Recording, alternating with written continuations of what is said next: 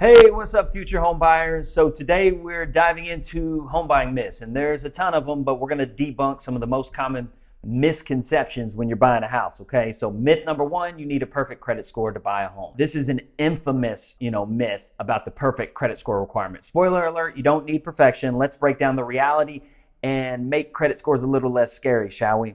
So in most cases, having a 620 score will give you the options to make your home purchase possible. Myth number two: you need to put down a 20% down payment. The 20% down payment fairy tale, it turns out that you can actually buy a home without raiding your piggy bank, okay? So you can get into a home with as little as 3 to 5% down payment, and in some cases, maybe even 0 to 1% down.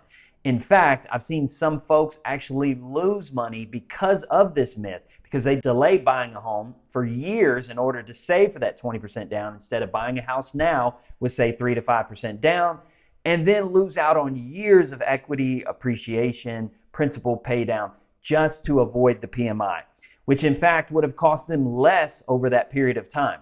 So myth number three: you can't buy a home without student loans, the student loan nightmare. So spoiler alert again, student loans won't banish you from the home buying club, but let's navigate this maze of myths and see where this comes out. So it's all about your debt to income ratio. As long as it works for the home that you're looking to buy, it's not really a problem. In most cases, if you don't have a payment because it's deferred or in forbearance, they're going to use like a 0.5%, 0.5% of the balance for a payment placeholder for some programs. So some have a little different method, but that's, same concept. So myth number four: the perfect home exists. The quest for the perfect home.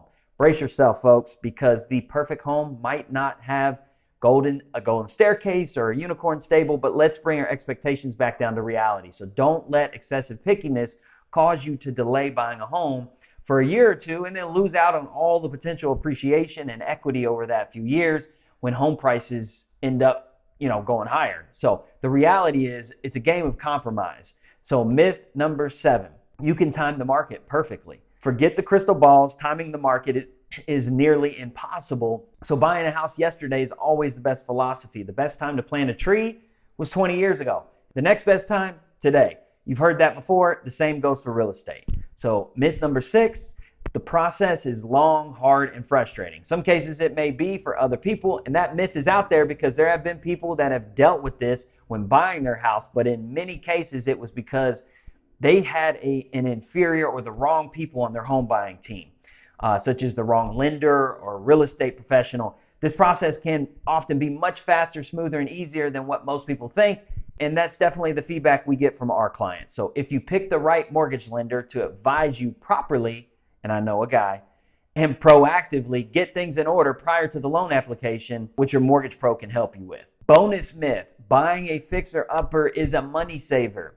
Uncover the truth behind the fixer-upper myth and whether it's a renovation dream or a money pit nightmare. Could end up costing you way more money and time in the long run versus just buying a home that's already move-in ready at a slightly higher price. Thanks a lot, folks. I appreciate you watching. Please subscribe, and we'll see you on the next one, and hope you have an awesome day.